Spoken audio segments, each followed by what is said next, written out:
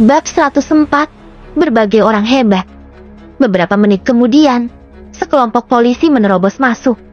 Pak Rido, untunglah kamu datang tepat waktu. Kalau tidak tubuhku pasti sudah dicabik-cabik orang sombong ini. Sandy langsung meratap begitu melihat pemimpin para polisi itu. Bocah, pukulanmu sungguh kejam. Ingin mendekam di penjara selamanya. Ya, cibir Rido lintang terhadap Agam sambil memeriksa luka tubuh Sandy. Pria cabul ini berniat buruk terhadap istriku. Tidak bisakah aku memukulnya? Niat buruk apa? Mana buktinya? Agam menunjuk gelas itu dan berkata, lakukanlah uji laboratorium pada gelas itu. Pasti ada sesuatu di dalamnya. Rido mengolok-oloknya. Kamu pikir kamu siapa? Seenaknya menyuruh untuk uji laboratorium. Lalu, Agam menunjuk Irwan sambil berkata, tidak masalah kalau kamu tidak mau uji laboratorium. Kalau begitu, geledah tubuh orang ini, kamu pasti akan menemukan obat di dalamnya. Rido berkata dengan datar. Kami tidak menerima perintah yang bersangkutan. Jetty tidak bisa melakukan penggeledahan tubuh. Tidak masalah kalau kamu tidak mau menggeledah tubuhnya. Ada saksi di sini. Kamu bisa bertanya kepada mereka. Ujar Agam dengan tersenyum, sambil menunjuk para pelayan wanita di luar pintu dengan tenang. Ekspresi Rido langsung menjadi muram. Ini berbeda dengan apa yang dipikirkannya. Awalnya, dia mengira Agam akan ketakutan saat melihat orang yang berkuasa. Tak disangka, dia begitu tenang dan menunjukkan bukti secara bertahap. Jika ini terus berlanjut, yang sial pasti adalah Irwan dan Sandy. Sial, aku tidak percaya tidak bisa menanganimu. Rido berkata dengan wajah cemberut. Mana KTP-mu? Aku ingin memeriksa riwayat catatanmu. Agam menyerahkan KTP-nya. Rido menyipitkan mata dan mendadak membelah KTP Agam menjadi dua bagian. KTP-mu rusak, sama sekali tidak valid. Aku curiga kamu adalah penjahat yang melarikan diri. Ayo ikut denganku. Rido mengarahkan pistolnya ke kepala Agam dan mencibir. Kalau kamu melawan, aku berhak menembakmu. Agam mengangkat alisnya, membalikan fakta serta menekan orang dengan kekuasaan. Jahat. Orang-orang ini memang jahat. Agam tidak berniat untuk melawan. Masalah pertama belum terselesaikan. Sekarang malah menindas orang lagi. Agam harus segera menyelesaikan masalah Citra. Dia harus menggunakan Sandy sebagai contoh untuk menakuti dan memperingatkan orang-orang di sekitar supaya tidak berani menyentuh Citra. Kalau tidak, tanggung konsekuensinya sendiri. Rido mengutus orang untuk membawa pergi Citra dan Agam. Irwan dan Sandy juga dibawa untuk membuat pernyataan. Awalnya, Sandy terluka dan harus pergi ke rumah sakit untuk perawatan. Namun, dia ingin melihat ekspresi Agam yang disiksa. Jadi dia mengikutinya ke kantor polisi terlebih dahulu. Rido masuk ke mobil, lalu anak buahnya menelepon. Pak Rido, setelah kalian pergi, datang 3 orang lagi yang mengaku sebagai teman Agam. Menurut Anda, apa yang harus kita lakukan? Mereka pasti komplotannya, tangkap saja semuanya. Rido menjawab tanpa memikirkannya, lalu masuk ke dalam mobil dengan penuh semangat dan pergi mencari Sandy untuk menerima imbalan. Di sebuah ruangan gelap tak bercahaya di lantai 2 kantor kepolisian. Kedua tangan Agam diborgol di atas meja. Sebuah cahaya lampu diarahkan ke kepalanya. Rido yang menginterogasinya secara pribadi. Nama, usia, pekerjaan. Serangkaian pertanyaan diberikan kepada Agam, sehingga dia pun malas menjawabnya. Rido memukul meja sambil berkata, bocah, apakah kamu mengira aku tak bisa berbuat apa-apa padamu kalau kamu tidak mengatakannya? Aku sudah memeriksa berkasmu. Kamu tidak memiliki orang tua.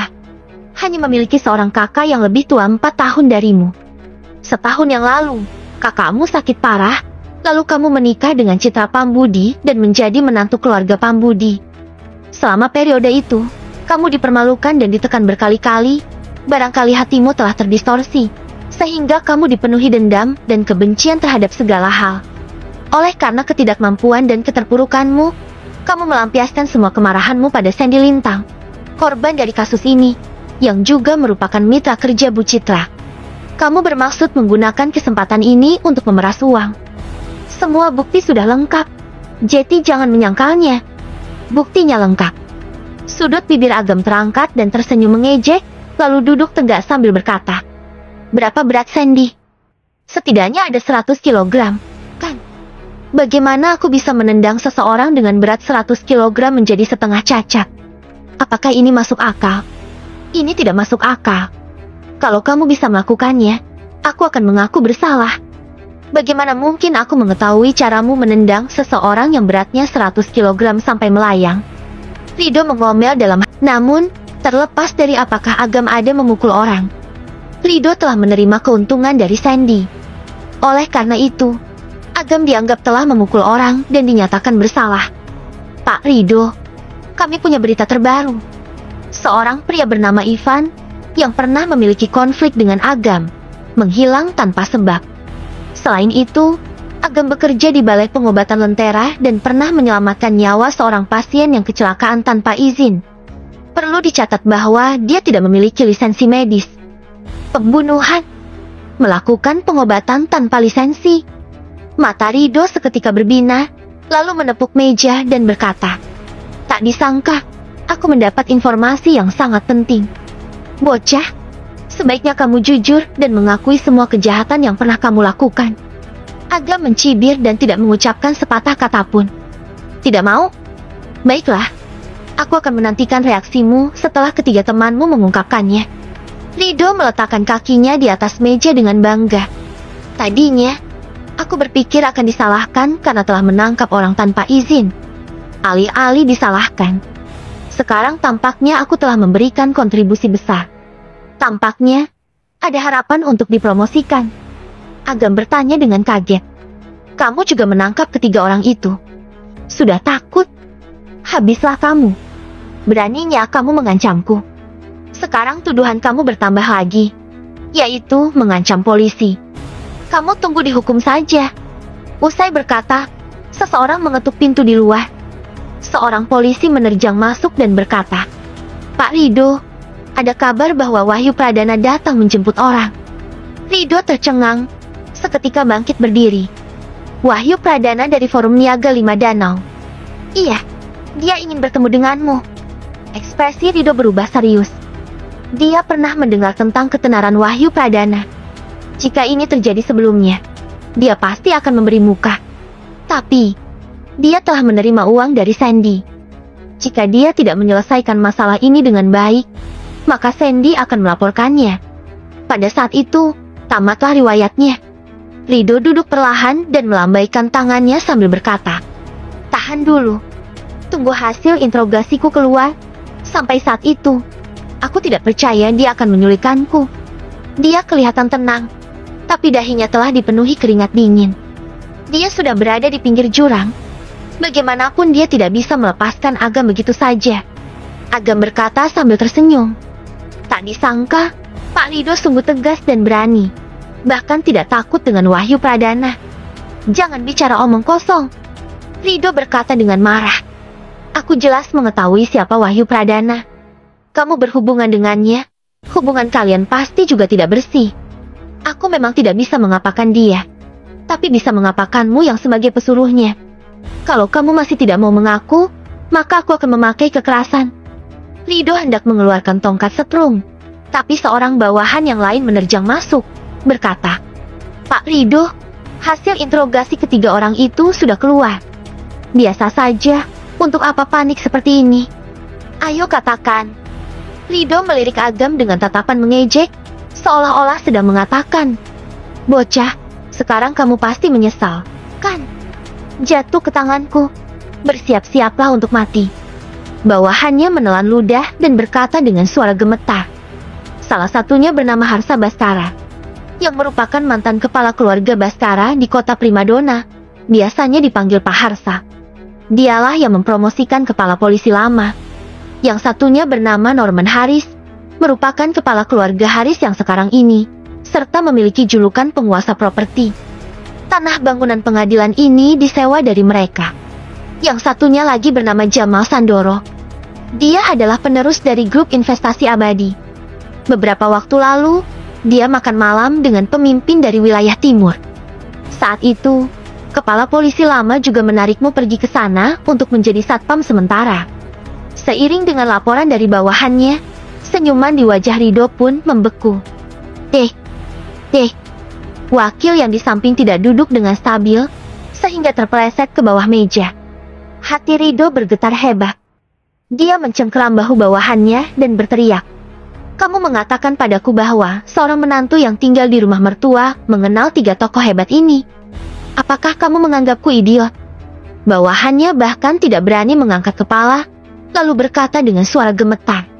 Pak Rido, identitas mereka telah diverifikasi dan memang benar. Setelah kepala polisi lama dan pemimpin mengetahuinya, mereka sudah dalam perjalanan ke sini. Tat.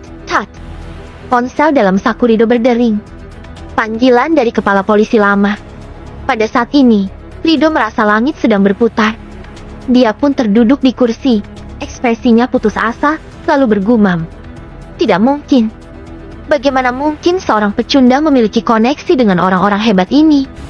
Pasti ada kesalahpahaman. Aku harus menemui ketiga orang tersebut dan menjelaskannya. Rido ingin berdiri, tapi kakinya lemas dan langsung terjatuh ke lantai. Apa yang kalian lamunkan? Cepat papa aku berdiri! Teriak Rido. Bang! Pada saat ini, pintu didobrak. Hati Rido langsung bergetar. Dia buru-buru mendongak ke arah pintu dan melihat wakil kepala polisi masuk dengan ekspresi suram di wajahnya. Wakil kepala polisi menggertakkan giginya. Matanya seolah-olah hendak menyembulkan api. Pak wakil kepala polisi. Pak Rido menelan ludah. Ketika dia hendak berbicara, wakil kepala polisi menendang wajahnya sambil berteriak. Hal bodoh apa yang telah kamu lakukan? Jangan menyeretku kalau kamu ingin mati. Mulut Rido berdarah. Dia pun berkata dengan ketakutan. Anda jangan marah. Ini salahku. Aku akan segera membebaskan ketiga orang itu. Usai berkata, sebuah tendangan mendarat di dada Rido. Mereka bertiga telah menginstruksikan untuk membebaskan Pak Agam dulu. Rido menoleh untuk menatap Agam. Kepalanya bagaikan disambar petir.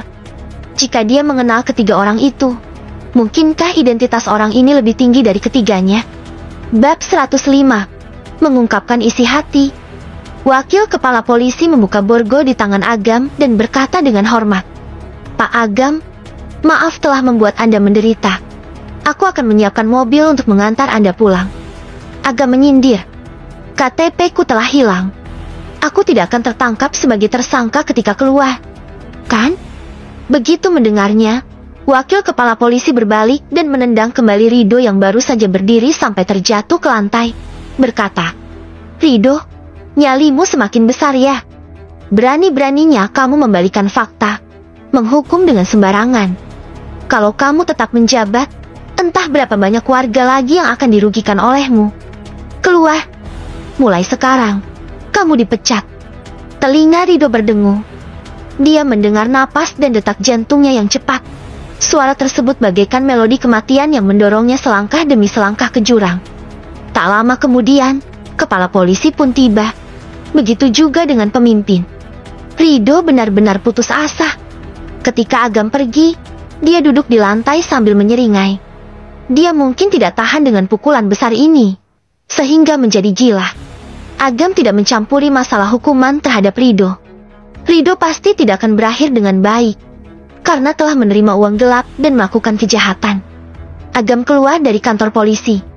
Sandy berlutut di lantai dengan hidung dan wajah yang memar. Melihat Agam berjalan keluar, dia pun bersujud berulang kali.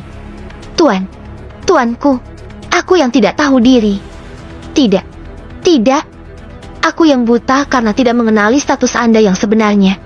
Kumohon untuk lepaskan aku yang bukan apa-apa dan jangan mempermasalahkannya. Tulang rusuk Sandy telah patah. Dia menahan rasa sakit untuk bersujud. Air mata dan ingusnya semua mengalir keluar. Selangkangannya juga basah serta tercium bau busuk. Sandy juga tidak pernah menyangka bahwa menantu keluarga Pambudi akan begitu menakutkan. Bahkan Pak Harsa dan penguasa properti pun membelanya. Pak Jamal dari grup investasi abadi di wilayah timur juga berteman baik dengannya. Dia benar-benar menggali lubang kematian sendiri. Agam melirik sekilas dan bertanya, mana satu lagi? Jamal berkata dengan suara rendah. Orang itu memiliki latar belakang yang lumayan. Jeti telah melarikan diri setelah mendapat kabar. Agam melihat Sandy dan bertanya, "Apakah kamu tahu orang di balik Irwan?" Sandy menggelengkan kepalanya dengan sekuat tenaga dan berkata, "Tuan, aku dan Irwan hanyalah teman bersenang-senang. Dia tidak akan memberitahu apapun kepadaku. Kumohon, lepaskanlah aku." "Melepaskanmu? Beri aku alasan." Setelah mendengar perkataannya, pandangan Sandy seketika menjadi gelap, menjadikannya sebagai contoh. Kalau begitu, nasibnya pasti akan sangat menyedihkan. Keputusasaan membuncah di dalam hatinya. Dia ketakutan dan berteriak sampai pingsan. Setelah menangani Sandy, Agam ingin mencari Citra, lalu menyadari dia telah pulang. Ya sudahlah, biarkan dia saja. Setelah disalahpahami beberapa kali, Agam pun merasa agak kesal. Harsa yang cerdik menebak pikiran Agam, lalu berkata dengan tersenyum, "Agam, aku akan menyuruh orang untuk mengantarmu pulang. Mungkin saja bisa menyusul istrimu." "Tidak perlu." Usai berkata, Citra menelepon datang. Tidak mau angkat, sama sekali tidak mau angkat. Awalnya, Agam masih bertahan selama belasan detik. Tapi pada akhirnya, dia berbalik dan menjawab telepon di bawah tatapan senyum Harsa dan lainnya. "Ada apa?" Agam membuat nada bicaranya menjadi sangat dingin, setidaknya untuk memberitahu Citra bahwa dirinya marah. "Tidak apa-apa." "Lalu, kenapa kamu meneleponku?" "Tidak apa-apa. Bukankah kamu telah pulang? Kenapa kamu meneleponku kalau tidak ada masalah?" "Aku tidak sengaja menekan tombol yang salah. Kututup sekarang." Mendengarkan nada sibuk dari ponsel, ekspresi dingin Agam seketika hilang. Pasti ada sesuatu. Agam berbalik dan berkata kepada Harsa, "Istriku telah meminta maaf padaku dan meminta aku pulang." "Hehe, mengerti kok." "Lalu, tunggu apa lagi? Cepatlah pulang, sisanya serahkan saja pada kami," ujar Harsa dengan ekspresi mengerti. Yang lainnya juga ikut tertawa. Agam segera masuk ke dalam mobil dan melaju dengan kecepatan 120 km. Ketika Agam tiba di depan pintu, dia melihat Citra sedang duduk di tangga batu dengan kepala tertunduk, tidak tahu apa yang sedang dipikirkannya. Citra tetap cantik dan unggul seperti biasanya, tapi saat ini, kedinginan dan ketusnya tidak lagi terlihat. Dia seperti kelinci kecil yang terluka, hanya meringkuk di sana sambil memeluk lututnya dan membuat orang mengasihaninya. Pada saat ini, Citra sedang melamun. Demi meringankan hukuman terhadap Agam, dia berinisiatif untuk menanggung semua kesalahan. Dia tidak mengatakan yang lain, hanya mengatakan bahwa dirinya tidak puas dengan mitra kerjanya. Jeti menyuruh Agam untuk memukul orang, mengganti rugi maupun masuk penjara. Dia bisa menerima semuanya. Awalnya, para polisi itu sangat menentangnya. Kemudian, sekelompok polisi itu diganti dengan yang lain, lalu mereka memeriksa rekaman pengawasan dan memberitahu Citra bahwa Agam tidak bersalah. Mereka menemukan sejumlah besar asam gamma hidroksibutira, yang merupakan ekstasi terkenal, menempel di mulut gelas. Agam memukul orang untuk membela diri. Jeti tidak termasuk tindak kejahatan. Oleh karena itu, mereka semua dibebaskan. Selain tidak menghukum Agam, mereka juga memberikan penghargaan dan pujian kepadanya. Untungnya, Agam mengetahui siasat mereka, kalau tidak Citra akan terjebak. Citra terdiam dan mengingat kembali semua yang terjadi di hotel hari ini. Dia baru menyadari bahwa dirinya menyalahkan Agam lagi. Agam selalu melindungi dirinya, tapi dia selalu salah paham. Dia berutang terlalu banyak maaf dan terima kasih terhadap Agam. Agam berdiri puluhan meter jauhnya dan telah menghabiskan sebatang rokok. Melihat Citra masih duduk di luar, dia pun menghampirinya dan berpura-pura bertanya, "Kenapa kamu tidak masuk?" Citra sepertinya terlalu fokus pada apa yang dipikirkannya. Jeti tidak mendengar suara Agam sama sekali. Agam berjalan mendekat dan duduk di sampingnya. Citra barulah merasa ada seseorang di sampingnya, lalu tubuh kecilnya langsung gemetaran. Ketika dia mengangkat kepalanya dan melihat bahwa itu adalah Agam, sarafnya yang tegang segera menjadi rileks.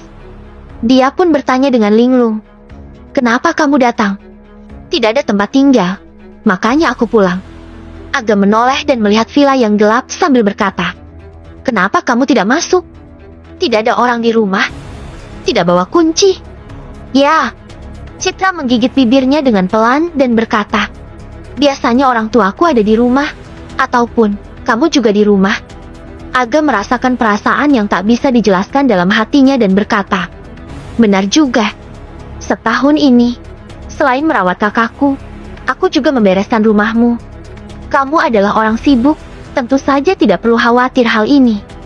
Bagaimana dengan orang tuamu? Mereka pergi mencari nenek, ingin mengambil kembali rumah itu. Mereka mungkin tidak akan kembali hari ini. Kalau begitu, kamu hubungi saja orang tuamu.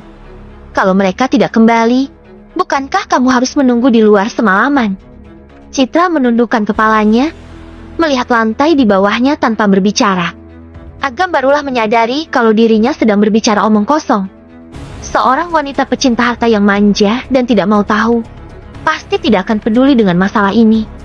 Kalau kamu takut masalah, aku yang pergi untuk meminta kuncinya dari orang tuamu. Agam tidak tahan lagi. Mengambil kunci adalah masalah kedua. Yang paling utama adalah dia mau memberi pelajaran pada kedua orang ini. Sia-sia sebagai orang tua. Tidak perlu. Ini bukan pertama kalinya. Ada situasi seperti ini sebelumnya. Ya, aku sering mengalami masalah ini sebelum bersamamu. Terkadang saat kamu pergi merawat kakakmu, juga akan terjadi hal seperti ini, karena tidak ada orang di rumah. Lalu, bagaimana denganmu? Aku akan menginap di hotel kalau membawa KTP. Kalau tidak, aku akan kembali ke perusahaan untuk beristirahat. Selama bertahun-tahun, apakah kamu tidak pernah meminta orang tuamu untuk memberimu kunci? Tanya Agam dengan tidak percaya. Tidak pernah. Citra menggigit bibirnya dengan pelan dan berkata, mereka juga tidak akan memberikannya. Di mata mereka, aku adalah seseorang yang harus menjaga diri sendiri dan juga keluarga dengan baik, serta memuaskan keinginan mereka. Agam, aku tahu ini kedengarannya terlalu berlebihan, tapi terkadang aku benar-benar iri padamu. Sejak kecil, orang tuaku sangat ketat terhadapku dan aku harus tumbuh sesuai dengan rencana mereka. Aku masih ingat ketika kuliah, orang tuaku mengira bahwa aku masih SMA. Tidakkah kamu merasa konyol? Mungkin di mata orang lain, aku lahir di keluarga yang kaya raya. Tidak ada yang perlu kukhawatirkan seumur hidupku, sehingga membuat iri banyak orang. Tapi, aku lebih iri kepada mereka yang orang tuanya bisa menemani di sisi serta mengingat ulang tahun mereka. Di mata orang tuaku, hanya uang dan martabat yang paling penting. Mereka menggunakanku sebagai alat untuk mendapatkan semua ini. Meskipun aku melakukannya dengan baik, mereka juga tidak akan puas, apalagi memujiku. Di mata mereka, semua ini adalah hal yang sepantasnya. Semakin Citra mengatakannya, emosinya semakin meluap. Meskipun suaranya tidak besar, aku bisa merasakan emosinya berada di ambang kehancuran. Agam terdiam 1000 bahasa. Dia belum pernah melihat Citra yang seperti ini. Dapat dikatakan bahwa Citra adalah perempuan yang unggul dan hidup berkecukupan. Tapi, sekarang kelihatan bahwa sifatnya yang dingin di masa lalu hanyalah sebuah penyamaran. Sedangkan, dalam hatinya telah penuh dengan luka. Bab 106. Terima kasih atas kepedulianmu selama setahun. Agam, bukankah kamu tidak mengerti alasan aku bekerja begitu keras?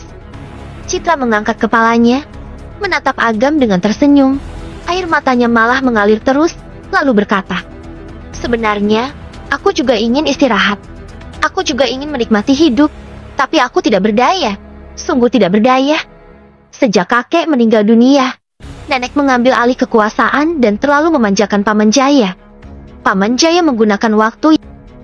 Sejak kakek meninggal dunia, nenek mengambil alih kekuasaan dan terlalu memanjakan Paman Jaya. Paman Jaya menggunakan waktu yang sangat singkat untuk menghabiskan semua harta leluhur keluarga Pambudi.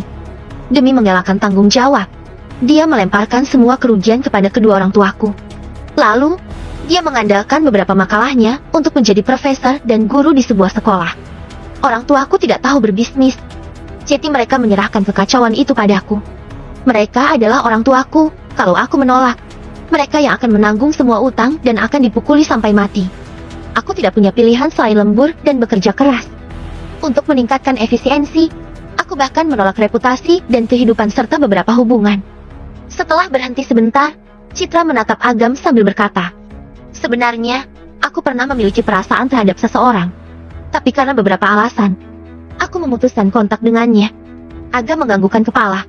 Kedengarannya terlalu konyol jika Citra tidak pernah menyukai siapapun. Bagaimanapun juga, dia adalah manusia, bukan dewa. Namun, justru karena inilah dia menjadi lebih sempurna. Kemudian, kondisi keluarga mulai membaik, tapi aku belum sempat beristirahat. Nenek dan paman mengambil kembali harta itu dan melemparkan aku ke kacauan lainnya. Ayahku tidak bisa menolak kerabatnya, sedangkan ibuku terlalu peduli dengan uang di hadapannya. Aku tak berdaya, sehingga aku tidak pernah beristirahat lagi. Agam tersenyum pahit dan berkata, "Tidak heran kalau kamu begitu tenang ketika Eva Dekor direbut." Iya, aku sudah terbiasa. Sudah terbiasa. Sebuah ucapan yang sederhana, tapi membuat orang merasa sedih. "Lalu, kenapa kamu tidak memberitahuku sebelumnya?" tanya Agam dengan getir. Dia sama sekali tidak mengetahui semua masalah ini. "Kamu tidak bisa berempati dengan masa laluku. Percuma saja menceritakannya padamu, karena kamu juga tidak akan memahaminya." Citra mengeluarkan setumpuk uang dari tasnya, lalu menyerahkannya kepada Agam serta berkata, "Carilah hotel untuk menginap. Aku baik-baik saja, hanya ingin menyendiri untuk sementara waktu. Kamu sudah menceritakan begitu banyak hal padaku. Apakah kamu tidak ingin mengetahui pemikiranku saat ini?" "Tidak ingin tahu.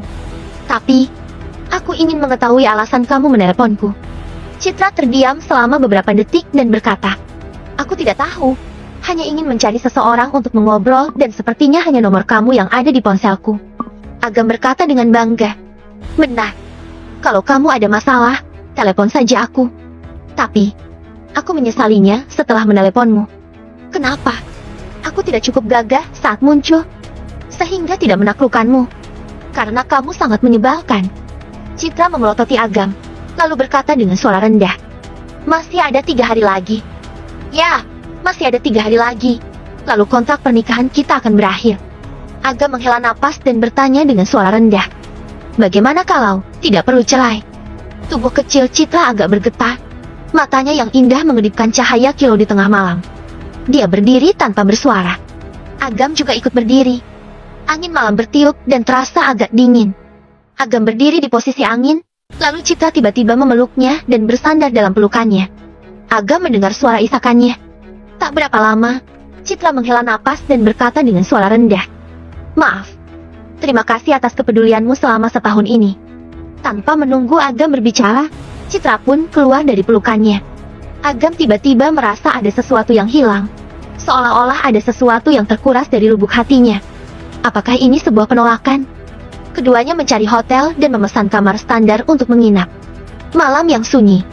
Garasi parkir bawah tanah di lantai 2 grup Rebel Sentosa. Dimas memegang sebuah kotak giok yang indah di pelukannya. Di dalamnya ada bunga berwarna hijau zamrud. Kelopak bunganya jernih seperti giok. Setiap garisnya sangat indah dan halus, serta penuh dengan energi spiritual. "Sayangku, kamu akan menjadi milik orang lain besok. Aku enggan berpisah denganmu." Dimas memeluk bunga cotis sambil menangis sedih. "Sungguh kasihan. Setelah aku mendapatkanmu, hanya bisa mencium dan melihatmu setiap hari. 2 tahun kemudian, setelah kamu tumbuh kelopak bunga yang baru, aku berencana untuk memakanmu.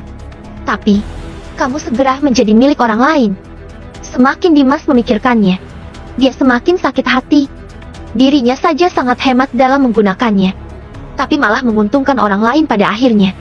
Meskipun dia kesal, nyawanya tetap yang terpenting. Dia pun menghela napas dan menutup kotaknya.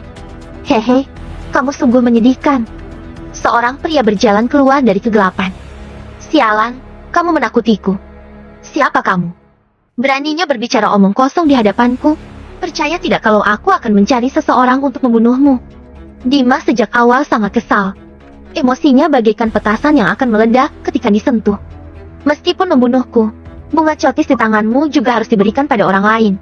Lalu, untuk apa menyia-nyiakan usahamu? Kamu tahu tentang bunga cotis?" Ekspresi Dimas berubah drastis dan tanpa sadar memeluk kotak itu. Benda itu sudah menjadi milik orang lain. "Apa gunanya kamu memeluknya?" Pria itu mencibir. "Apakah kamu rela memberikan benda yang begitu bagus secara cuma-cuma?" "Bagaimanapun juga, aku tidak akan rela." "Apa-apaan yang kamu bicarakan? Kamu kira aku rela?" Dimas berkata dengan ekspresi tidak rela.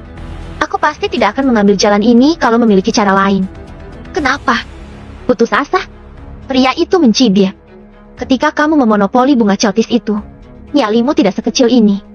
Kamu kira orang itu mudah dihadapi? Kamu sama sekali tidak tahu apa yang kualami.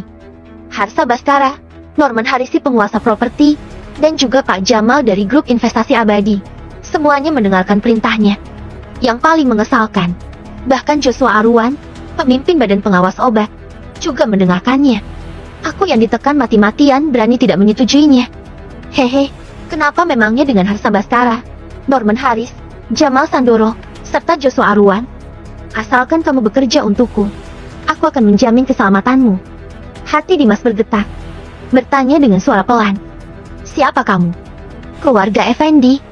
Dia berjalan ke depan mobil, menunjukkan wajahnya. Dia adalah Jinan, pelayan Bu Santi. Keluarga Effendi.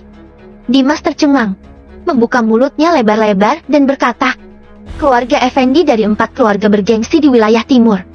Hehe, apakah itu cukup? Cukup. Dimas menganggukkan kepalanya sekuat tenaga. Tatapannya dipenuhi sukaria. Sebagai salah satu dari 4 keluarga bergengsi di wilayah timur, keluarga Effendi memiliki pengaruh yang sangat besar. Semua orang bermimpi ingin memiliki hubungan dengan mereka. Melihat dirinya yang akan bangkrut, tak disangka akan bertemu dengan keluarga Effendi. Setiap masalah pasti akan ada jalan keluarnya. Namun, Dimas langsung menenangkan dirinya, bertanya dengan pelan. Apa yang harus kukorbankan sebagai harganya? Jika keluarga Effendi juga menginginkan bunga cotis, dia lebih baik memberikannya pada Agam, membiarkan mereka bertarung. Dengan demikian, dia tidak akan menambah masalah bagi dirinya. Tanpa pengorbanan apapun, aku hanya ingin kamu bekerja sama dengan kami untuk menghadapi seseorang yang juga ingin kamu hadapi. Siapa? Agam. Dimas terkejut, mendadak melompat dan berkata, aku terima tawaran ini. Selain bisa menggunakan tenaga keluarga Effendi untuk melampiaskan kekesalan ini, juga bisa mempertahankan bunga cotis. Tidak ada kesepakatan yang lebih baik dari ini. Karena kamu sudah setuju, maka mulailah dari balai obat tradisional milik Agam. Jangan kecewakan kami. Jangan khawatir. Dengan adanya dukungan dari keluarga Effendi, aku tidak takut pada siapapun. Haha. Dimas tertawa dengan gembira dan segera mengeluarkan ponselnya untuk mulai merencanakan strateginya dengan teratur. Fajar telah menyingsing, Citra pun bangun tidur. Setelah berpakaian, dia berjongkok di samping tempat tidur Agam. Setelah agak lama, dia baru bangkit dan pergi. Ketika Citra menutup pintu dengan pelan, Agam pun membuka matanya. Entah mengapa hubungan mereka semakin jauh. Padahal semalam mereka telah mencurahkan isi hati dan menghilangkan banyak kesalahpahaman. Agam menggelengkan kepalanya dan membuang semua pikiran yang kacau. Kemudian, Agam menghubungi Jamal, menyuruh dia menyelidiki situasi perusahaan Citra, serta memberikan dukungan dan bantuan yang sesuai. Setelah mandi dan sarapan, Joshua menelepon.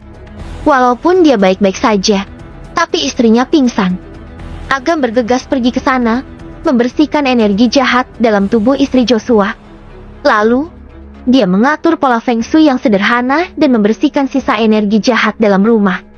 Agam meminta Joshua untuk melepaskan jimat tersebut. Kemudian, muncul sebuah lingkaran garis merah di lehernya. Jika ditunda lebih lama lagi, biarpun Joshua tidak mati dipenggal orang, takutnya dia akan dicekik mati oleh energi kematian itu. Pak Joshua, walaupun tubuhmu tidak terluka, tapi masalah kamu belum sepenuhnya teratasi. Agam berkata dengan datar. Butuh waktu seminggu untuk menghilangkan lingkaran garis merah di lehermu ini. Selama periode ini, kamu tidak boleh terkontaminasi dengan roh jahat. Kalau tidak, garis merahnya akan meledak. Takutnya aku juga tak berdaya pada saat itu. Oleh karena itu, sebaiknya kamu menyelesaikan masalah di sekitarmu untuk memastikan dirimu aman. Bab 107. Maksudmu, menangani teman yang memberikan aku jimat. Joshua terkejut dan berkata dengan berat hati. Pak Agam, sejujurnya aku tidak percaya teman itu akan mencelakaiku. Mungkin ada kesalahpahaman. Bagaimana kalau kamu ikut denganku dan memeriksanya? Membantu orang harus sepenuhnya. Jadi Agam pun tidak menolaknya. Setengah jam kemudian, Agam dan Joshua tiba di sebuah villa. Dari kejauhan, terlihat seorang pria tengah asik bermain bola basket di halaman rumah. Pria itu mengenakan rompi basket dan berkeringat. Dia seumuran dengan Joshua. Penampilannya terlihat budiman. Joshua, kenapa kamu di sini? Setelah pria itu memasukkan bola kering, dia melemparkan bola ke Joshua sembari berkata, apakah mau bermain satu ronde? Lain kali saja. Mari kuperkenalkan seorang teman kepadamu. Namanya Nagaria. Joshua adalah pegawai pemerintahan. Dia tahu bahwa Agam tidak ingin berhubungan terlalu dekat dengan orang seperti ini, jadi dia memberikannya sebuah nama samaran. Nagaria. Naga yang bersembunyi di kedalaman. Hehe, nama ini terdengar hebat. Hanya saja, tidak pasti apakah dirinya misterius dan hebat seperti naga. Pria itu tersenyum dan berinisiatif untuk berjabat tangan dengan Agam serta berkata, namaku adalah Lido Aruan, teman sepermainan Joshua. Hahaha, kami berdua bermarga Aruan. Berasal dari kakek yang sama. Hehe, pantas saja Pak Joshua terus mengatakan bahwa hubungan kalian berdua sangat baik. Ujar Agam sambil tersenyum. Joshua berkata, Lido, Pak Nagaria sangat ahli dalam melihat Feng Shui.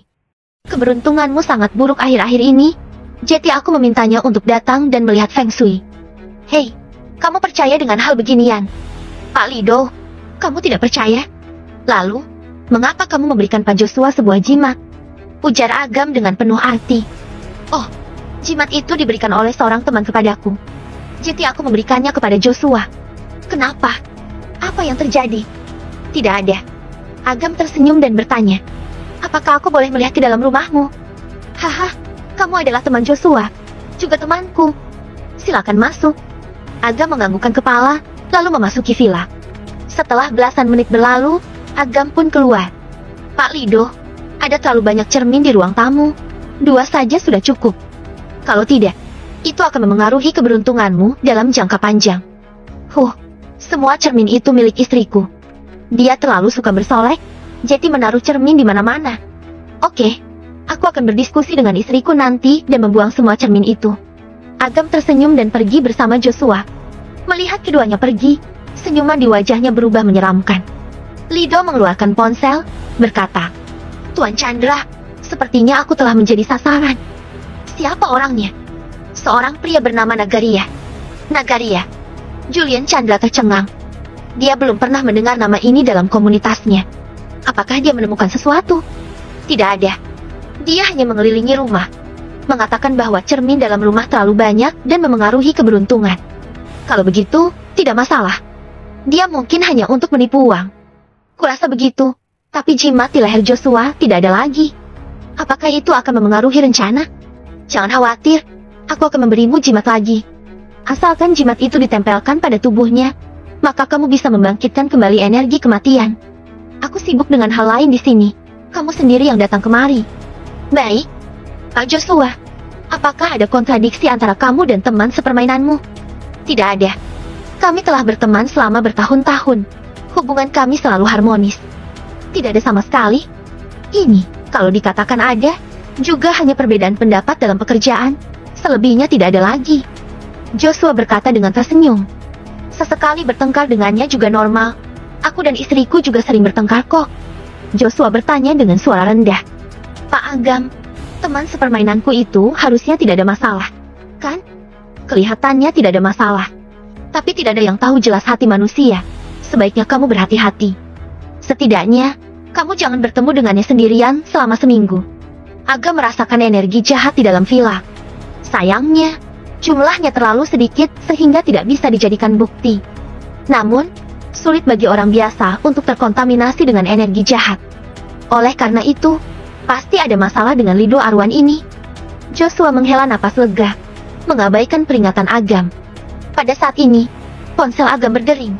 Dia mengambil dan menjawabnya. Terdengar suara Dimas yang berkata, Pak Agam, aku sudah mengirimkan alamatnya. Kamu bisa mengambilnya langsung di sana. Oke.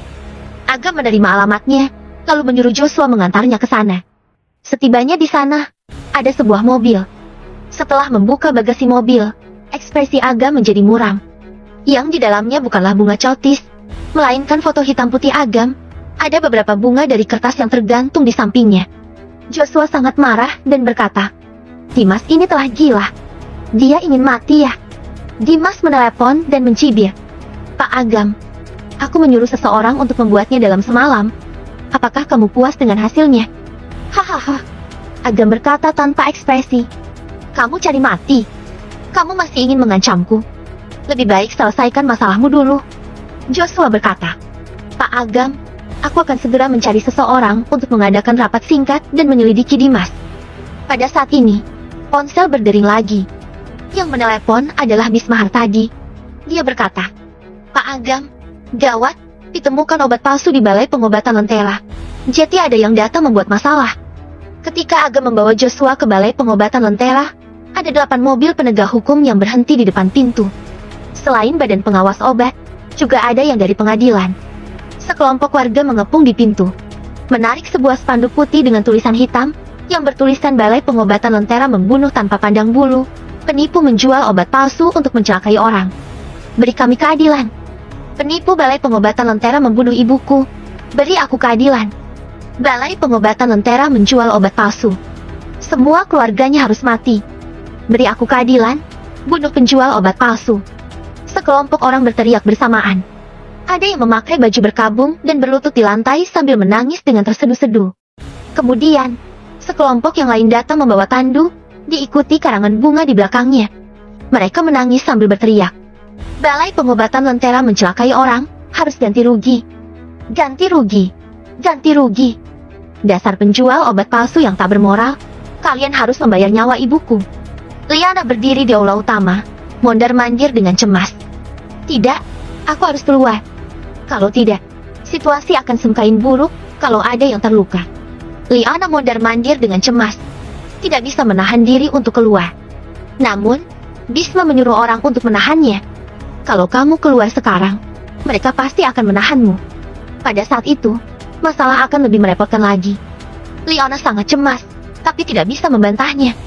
Tiba-tiba, dia melihat sosok yang dikenalnya muncul di tengah kerumunan. Ekspresinya pun berubah drastis. Agam. Situasinya sangat kacau. Agam datang ke samping tandu dan mengeluarkan sebuah tangan dari dalam kain putih untuk memeriksa denyut nadinya. Hei, siapa kamu? Pergi. Jangan sentuh ayahku. Seorang anggota keluarga menyadari Agam dan mendorongnya. Aku baru saja melihatnya memeriksa denyut nadi. Dia pasti adalah dokter sialan dari Balai Pengobatan Lentera. Siap. Suruh dia mengganti rugi nyawa yang hilang. Seorang pemuda mulai bersorak. Yang lainnya juga mengikutinya dan segera mengepung Agam. Kalian jangan impulsif. Jangan sakiti dia. Liana bergegas keluar ketika melihat Agam dikepung. Aku kenal wanita ini. Dia adalah wakil direktur Balai Pengobatan Lentera yang baru menjabat. Dialah yang membatalkan kerjasama dengan grup Perbel Sentosa. Demi memeras keuntungan, dia membeli obat palsu yang murah dan menjualnya kepada kami dengan harga yang tinggi. Dasar wanita yang keji. Hatinya sungguh kejam. Suruh dia ganti rugi, suruh dia membayar dengan nyawanya. Sekelompok orang itu bergegas ke arah Liana. Ada beberapa orang yang tidak tahu muncul dari mana, membawa tongkat dan hendak memukulkannya ke kepala Liana. Agam bergegas menuju ke arah Liana dan menariknya pergi. Kalau kalian maju selangkah lagi, maka jangan salahkan aku bertindak. Dasar wanita yang keji. Hatinya sungguh kejam. Suruh dia ganti rugi, suruh dia membayar dengan nyawanya. Sekelompok orang itu bergegas ke arah Liana. Ada beberapa orang yang tidak tahu muncul dari mana, membawa tongkat dan hendak memukulkannya ke kepala Liana. Agam bergegas menuju ke arah Liana dan menariknya pergi. Kalau kalian maju selangkah lagi, maka jangan salahkan aku bertindak. Tatapan Agam sangat dingin. Dia melirik beberapa orang yang bersorak itu. Agam barusan memeriksa nadi mereka. Kedua pasien itu normal, sedangkan yang satunya memang sakit parah. Tapi hanya penyakit kronis dan tidak ada hubungannya dengan obat palsu. Selain itu, mereka sengaja menekankan grup Perbel Sentosa. Ditambah lagi perilaku aneh Dimas. Ini membuat Agam curiga bahwa orang-orang ini diutus grup Perbel Sentosa untuk membuat masalah. Mereka semua merinding ketika dilirik Agam. Namun, setelah mereka bereaksi, tidak tahu siapa yang mulai bersorak. Mereka pun mengangkat tongkat sambil berkata, "Dokter tak bermoral menggunakan obat palsu untuk mencelakai orang. Juga ingin memukul orang. Apakah masih ada keadilan?" Pada saat yang bersamaan, ada orang yang mengambil foto dan video. Liana langsung menarik Agam dan berkata, "Jangan gegabah. Kalau mereka mempublikasikan video secara online, kita tak akan bisa mengklarifikasi lagi." Ini juga yang dipikirkan Agam. Jika tidak, sekelompok orang ini sudah pasti akan ditendang Agam. Liana mengangkat tangannya seraya berkata, "Semuanya tenang dulu. Kalau ada pertanyaan, boleh langsung melapor padaku. Aku sebagai wakil direktur, akan melakukan yang terbaik untuk membantu semua orang." Kalau itu adalah masalah pusat medis kami, maka kami akan bertanggung jawab sepenuhnya. Lagi-lagi berbicara omong kosong. Kamu bilang akan bertanggung jawab, kalau begitu cepat ganti rugi. Ibuku sudah sangat tua. Banyak penderitaan yang dialaminya sepanjang hidupnya. Dia belum sempat menikmati kehidupan bahagianya, malah dicelakai oleh kalian. Aku benci kalian. Jangan hanya mulut saja yang berkata, tapi tidak ada tindakannya. Ganti rugi sekarang juga. Setidaknya harus 2 miliar. Ekspresi Liana agak berubah. Masalahnya masih belum jelas, tapi mereka meminta bayaran 2 miliar. Jika dia tidak menyetujuinya, mereka pasti akan memberontak. Jika dia setuju dan memulainya, maka balai pengobatan tidak akan tenang di kemudian hari. Mengapa diam saja? Keberatan karena aku meminta terlalu banyak. Oke, tidak masalah kalau kalian tidak ingin membayar dengan uang. Kalau begitu, bayarlah dengan nyawa. Sudah semestinya nyawa dibalas nyawa. Benar, balas dengan nyawa. Balas dengan nyawa. Matilah.